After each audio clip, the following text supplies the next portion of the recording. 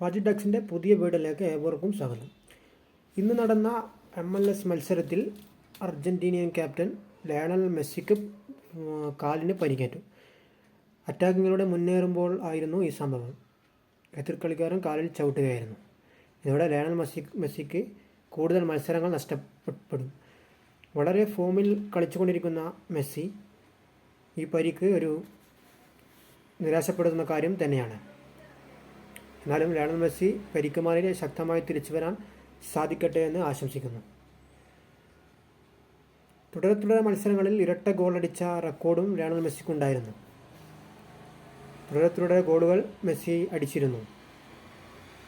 Video ഇഷ്ടപ്പെട്ടാൽ subscribe ചെയ്യാൻ മറക്കരുത്. നിങ്ങളുടെ വലിയ അഭിപ്രായങ്ങളും തേടുകയാണ്. അതുപോലെ തന്നെ പ്രീമിയർ ലീഗ് മത്സരങ്ങൾ ഓഗസ്റ്റ് 16 ആരംഭിക്കും. ഫുട്ബോൾ തിരിച്ചു വരികയാണ്. ഇനി ഫുട്ബോൾ ഫാൻസിൻ്റെ നാളുകൾ.